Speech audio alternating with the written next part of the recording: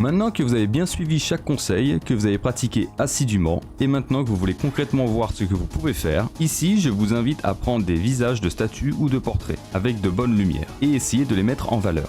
Je vais commencer par me concentrer sur la forme de mon portrait, puis je vais commencer à appliquer la correspondance de forme. Et très rapidement, je vais rajouter d'autres valeurs, pour commencer à appliquer du volume à mon portrait. Quand je rajoute des valeurs, je fais très attention à la forme qu'a la nouvelle valeur. Je n'applique pas uniquement pour faire joli, j'applique continuellement la correspondance de forme, ainsi que tout le savoir sur l'anatomie du visage, pour arriver au mieux au résultat le plus proche.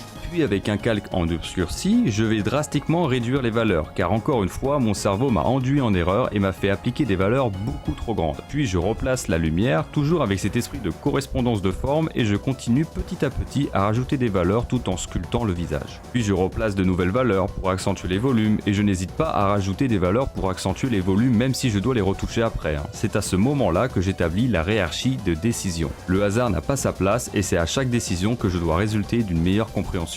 Je peaufine les derniers détails de mon image avec un airbrush pour rendre le tout plus doux et j'utilise l'outil fluidité pour corriger le placement des éléments du visage. Et quand tout est bien fixe, j'applique une petite couleur avec la courbe, car cet outil permet de corriger les valeurs mais également d'ajouter de la couleur en RGB, sans modifier tout son travail en valeur. De cette manière, je rajoute un petit ton de couleur pour rendre mon travail plus vivant et moins mort par l'absence de la couleur. Puis je répète le processus plusieurs fois avec d'autres visages, d'autres perspectives et d'autres angles. Je commence par de grandes formes, puis j'applique la correspondance de forme. Ainsi j'établis ma hiérarchie de décision, je vérifie les valeurs et j'applique et corrige les éléments du visage. J'avance petit à petit vers la réalisation finale de ces études. Plus vous allez pousser cette étude, plus vous allez vous rendre compte de vos lacunes. Et c'est à ce moment-là qu'il faut réussir à comprendre si c'est un manque de savoir, d'anatomie, si c'est le manque de pratique en volume qui dérange, si je n'arrive pas à avoir la forme du visage, ou simplement si j'ai encore du mal avec les valeurs.